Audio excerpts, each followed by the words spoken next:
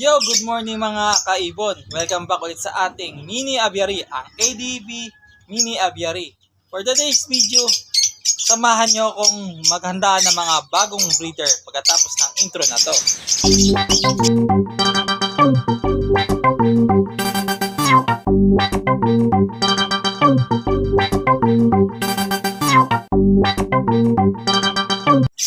Dahil bare months na nga ngayon at nag-uumpisa ng lumamig ang panahon, ang mga breeders natin at saka mga alaga natin mga ibon sa flight cage ay nag-uumpisa ng mag-mate.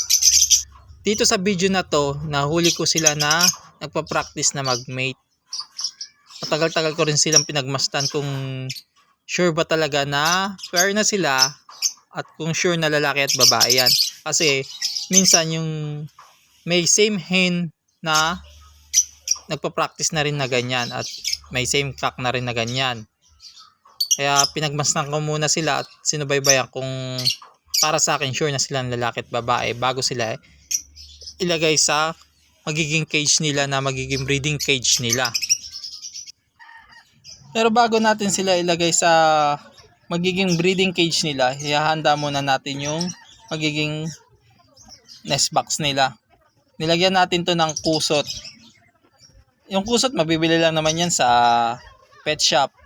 Mura lang naman yan. At saka kung may kapitbahay kayo na nagagawa ng furniture, pwede nyo mahingi yan.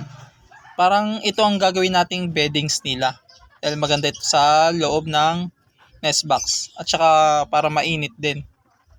Bago sila maglagay ng mga sanga na malunggay, dapat lagyan din natin yun ng sanga na malunggay sila. Yan nga guys, samahan nyo ako sa paghuhuli ang magiging bagong breeder natin.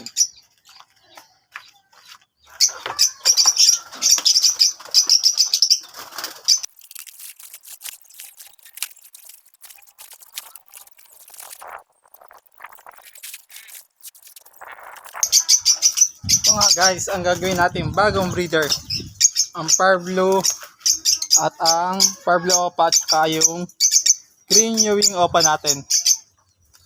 Tara, lagay na natin dito.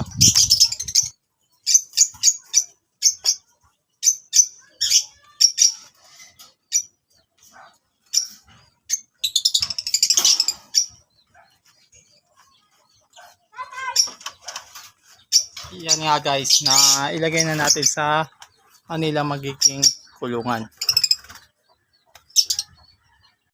Yan nga sila guys. Yan yung magiging kulungan nila at pagbibreedan nila. Ilagyan na natin yan ng cage. Sila ay naging pair naman sa fly cage natin at nakita naman natin dun sa video na ipinakita ko na nagpa-practice na sila mag-mate. Siguro mga wala pang isang buwan magkakaroon na to ng itlog. Sana nga po. Kaya hanggang dito na lang mga kaibon ang video natin. Don't forget to like and share and subscribe to my YouTube channel, ang ADB Bird.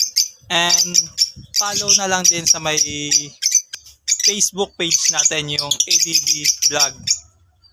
Para updated kayo sa mga video na susunod na i-upload natin. Kaya, loads mga kaibon, salamat sa panonood sa aking video.